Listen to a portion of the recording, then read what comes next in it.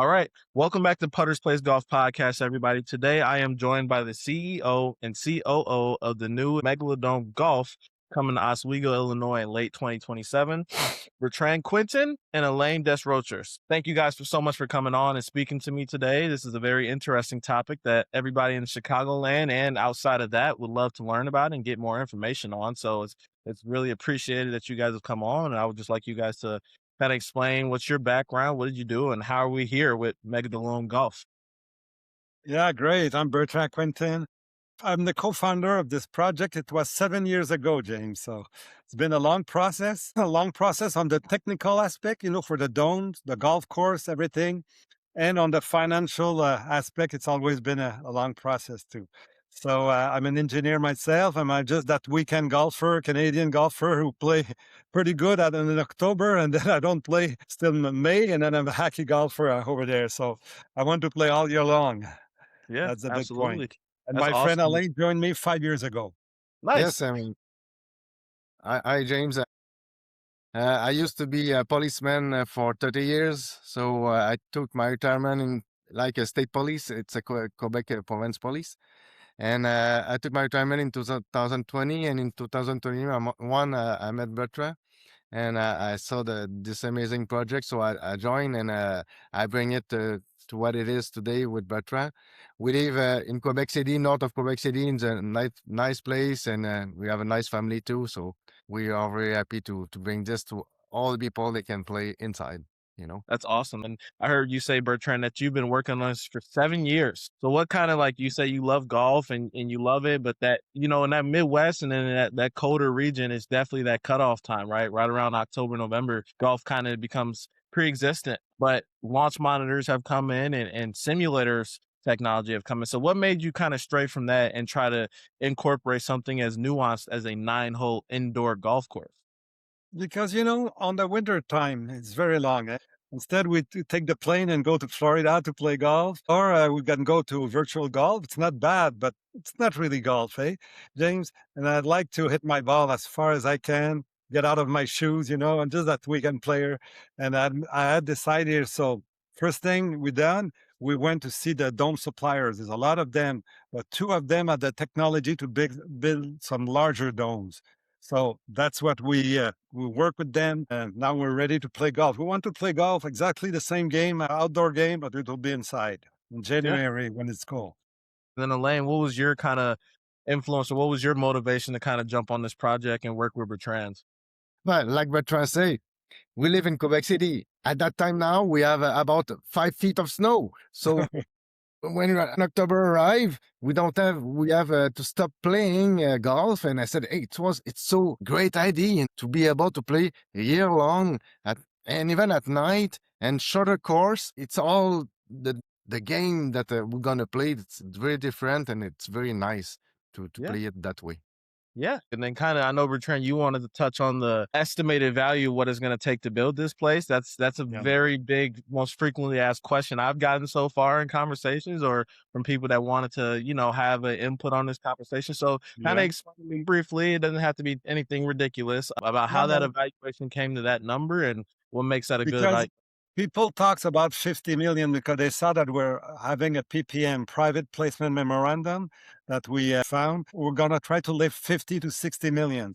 That's the equity part. It will be only for accredited investor under Rule C, it will be at least 1K as an investment. And that's not the only part of the project. There's a banking part, like on every project. So people, when they say, oh, it's not enough, 50 million, they're absolutely right. It's more than that. I cannot say the exact number, but it costs a lot.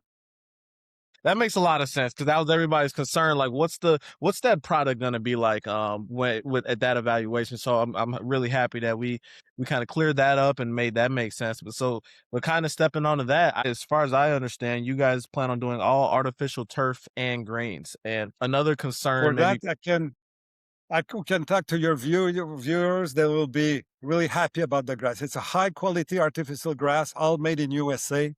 We've tested with pros, myself and pros. We hit some 150-yard shot. The ball will be very soft on the greens because we put a lot of sand on those greens, up to 7 pounds per square foot. So the Awesome. ball just land very softly, like on a beautiful golf course after it rains. And Yeah. we can even have some backspin. I don't have backspin, but the pros with me, they were playing. They had some backspin, and the ball will come back. So it's even better than a regular course. That's big because that's the number one thing, a higher skill kind of particularly play about, like, is the ball gonna roll true on the green? Can you get the backspin? So that's good to hear that is gonna be a true to true kind of golfing experience. What made you guys go with the Arizona layout? We're in the Midwest. What made you kind So of go that way? there's a couple of reasons. First of all, it's beautiful. Eh? I was just looking at TV with the Scottsdale and Yeah, people, throwing beers on the course. It's a beautiful golf course, and about I would say 90% of North American we never went to play in Scottsdale, Arizona. So it's beautiful. It's exotic, and there's a lot of sand. And you know what? The sand doesn't cost a lot if we compare to artificial grass. So it's like a target golf. There's some sand, waste bunker, and you have to target on the greens or close to the greens on the fairways. So gotcha. it's financial and it's marketing, the two of them. And water. We're gonna have nice water ponds. Yeah. Water. Yeah. Nice. Kind of I know you guys briefly watched the take I had on my last podcast about the series. Kind of my biggest concern, or kind of something I thought about when thinking about the project, is safety precautions. Like, I know the dome it's 300 yards long and 100 yards wide. But when you have everybody of every different caliber of play and everybody in the different spaces of the game, how do you kind of ensure that everybody is safe and participating in the game around each other? So it will be very safe because, 100 yards large, it's two fairways of 50 yards. There's going to be some netting at some specific place, if the guy hook it or shank it. Okay. There's Okay. going to be some small nets, like a regular golf course at some specific spot, but it's very large and the holes aren't very long. So just at some place, we're going to have some netting. Gotcha. That makes sense, because that was my biggest thing. Like, I mean, even at my point in my game, and I consider myself a pretty decent player. Every once in a while, you have that one screw up, and it's important to know that you won't hurt anybody in the process of Sure. doing something like Sure. that. So that's awesome to hear about that. I know you guys don't have anything official on it, but do you guys maybe have a range of pricing for that people can expect to So we come play cannot around? talk about the price precisely, but what we can say, just a rule of thumb, to play a 9-hole indoor golf course in the winter, let's say in January, February, it will be about the same price as to play an 18-hole outside on the summer on a good course. So it can Gotcha. give you an idea. It will be a bit on an hourly basis. It'll be a bit higher than a virtual golf, but a lot more fun. So I think Gotcha. it will worth their money. Gotcha. Okay. Nice. Okay. And then, like, what does transportation look like? Are there carts? Is it walking only? Yeah, normally you and I and Elaine we're gonna walk, because it's Yeah, short part fours and part threes. But there's a absolutely. cart path let's say all around each dome. So it will be cart path only, but for older people, so people have problem with their knees, we're gonna use cart and stay on the cart path and walk to the greens and move like that. I know you guys have 3 domes. If I'm hearing correctly, you also have a 4th dome that's used as a practice facility. I would Kinda be tell there 3 times a week, James, because it will be the perfect kinda practice facility. kinda tell me about that practice facility dome and kinda what all that consists of. Yeah, it's over 275 yards long for hitting balls. We're going to have 50 cents, 25, and on the second story is 50 to 25. So 50 cents to hit balls. We're going to have a chipping green, a putting green, sand traps for short bunker shot, and a sand trap for long bunker shot. So you're going to be able to practice all your game 365 days a year. A year. So it will be very interesting for the sports study. The kids, they want to practice all year long to become a better golf player. So it will be just perfect. And then kinda one thing I also wanted to know about, like, you guys are gonna be very high in demand on a place like this in the winter. Everybody's gonna wanna come and kinda, if nothing else, at least experience this nuanced concept. But, is it gonna be something to where we're just doing tee times every single day, or is there going to be outings? Is there going to be events to where It's you going to kinda be by internet. You're going to reserve, let's say, next month on Saturday morning. You want to play on the 6th of March. You're going to play, you're going to Yeah. reserve long time in advance, especially the winter time, and you're going to have a tea time. We're going to have some corporate events too. On your business, you want to have everyone's come play golf. It will be a super place to have business events. Then why Oswego, Illinois? There's a lot of different Yeah. places that you could have put this. There's a lot of different places that you could have started. Why Oswego? Well, we were looking at the New Jersey near New York, but it's tough to have some land pretty close to New York. And then we heard about Oswego, who is not very far from Chicago, and the Chicago is the second largest market in USA. It was a Okay. big target for us.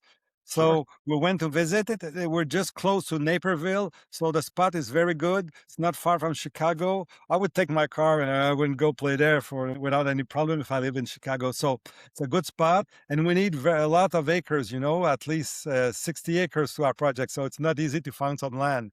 So Sure. that's where we went to Oswego. It's a super town. The people of the town, they're 100% behind us. We got the preliminary plans. Everything is approved. So it looks good.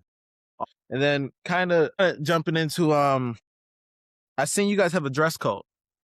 Tell me about that. Tell me about how that kind of came in, because I can tell you from experience that lots of our golfers in the Midwest region dress a little bit more on the casual side. So tell me about how Yeah, you guys it will kinda, be very casual. I don't remember where you saw it. It's like any golf course, you have to have a shirt. You're not at the beach, but yeah. outside of that, you can play with long shorts. Bermuda, like we play everywhere. It will be like every course. So how did you come to that 9 to 12? So I know you guys said 9 to 12. Are we still in like kind of testing phases as to is it going to be 9 or 12? Is that kind of why we left that gap up there, or? Yeah, it's a 9 holes, but perhaps in 2, 3, 4 years we're gonna build some other domes, even bigger. But we have to start Well, somewhere. It's the yeah, largest yeah, dome ever built, but we have some goals up there. And I sure. want to talk about the height of one of your friends was talking about the height of the dome. It's 110 foot. So Yes. to figure out 110 foot, I'm a pretty good hitter, and I never hit 110 foot. For the very, very strong hitters like Rory McIlroy, if you're good enough to hit 110 foot, you're good enough to put your ball a bit back on your stance and hit it a bit lower. So, or put Yeah, the tee a bit I lower, I So agree. And I don't I think think it will be an issue. I think you'll come out okay on that, just with the fact that I think the longest hole is about 275, 280 or Yeah, so. And I think for the guys that can apex it any higher than 110, 120, I think those guys need to hit a 3-wood from that distance anyway, right? Like exactly. that's not a driver play. They have different shape of all those hard hitters, so they will be able to keep it. And on an indoor tennis court, it's the same thing. There's a roof somewhere, so you have to play within the rules. So talking about maybe building another dome, that was interesting. Is there any expansion ideas outside of Oswego, or is this like your main focus at this time? Yeah, it's our main focus. But New York is a big market. Up there in Canada, Toronto, Montreal are a great city too. But we have to start somewhere, and we really loved the western part of Chicago. We love that. It's like our second home, and I would go there often, and it's a beautiful spot, calm spot. The thing that we know that we can do about 30 in the States and 10 in Canada. Okay. We have when we do a presentation, we have a map with all the places that we think we can go, and in the north part of the states where there's snow and there's population. Yeah, absolutely. Yeah. Absolutely. And then I know a little bit about what it takes to maintain a golf course on a maintenance side, on a staff side. Yeah, Just you're give me a welcome. rough estimation as what do you think? What sizes of your staff are you gonna need to kind of house something like So this, keep it running? that's the big point. I know you work on the golf industry, James. So you know how it's expensive, the maintenance of a golf course, eh? Some say it's about half of the expense of a golf course, or half of the cost is maintenance. For us, it's all artificial grass, artificial greens, artificial trees. So we have very little maintenance, just shovel the sand traps, and a couple of things. But for us, that's where we save money. It's a big investment, but after that, we save money for the maintenance. So that's why our price will still be, affordable. And then like on an operational side, like I know you guys plan on having pro shop and you guys plan on having bars and grills and all that stuff. Kind of go into a little bit more of a explanation on like the pro shop and the bar and grill, because I've seen the 3D images. It looked awesome. Yeah, So it I will love be awesome. But for us, our strategy, we're not there yet because we're on the finance part, will be gotcha. to be a partner with a big pro shop, I don't know, like PGA Superstore, just an example. So Yeah. they would operate the pro shop, and the same thing for the restaurant. Would like to be uh, in partnership with a big chain of restaurant. It Gotcha. will be easier. We would concentrate of the golf aspect, and Yeah. those chain are specialists on their side. That makes a lot of sense. Where do you see Megalodome Golf in the next 10 years? Well, Elaine and we're Canadian, but we're like Americans. We like to see big, okay? Yeah. So I think we're going to have 30 locations in USA, 10 in Canada. And I don't count Europe and Middle East. I'm going to Middle East next week. So everybody wants to play golf indoor now. Even in Florida, we went in Orlando at the PGA Golf Show, and they said it's so hot in the summer, it's almost impossible to play. And even in the winter's always not always great.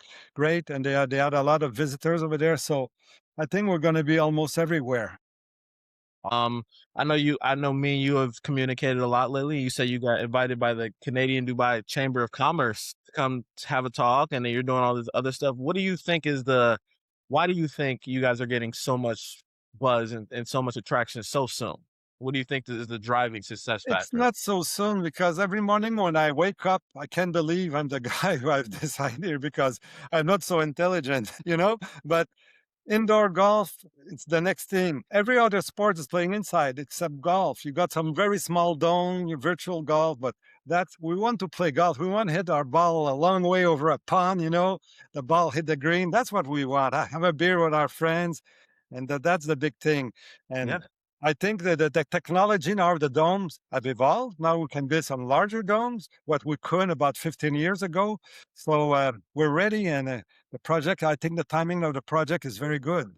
I mean, golf has never been bigger, especially since COVID. The population of people that play it and all of the foot traffic you're gonna get is massive. I know you guys probably aren't thinking about this right now, but is there any thought in the back of your head about people that might try to copy this concept and copy this idea? Because once you do it, there's gonna be people behind that want to replicate it. So So sure, we're not North America.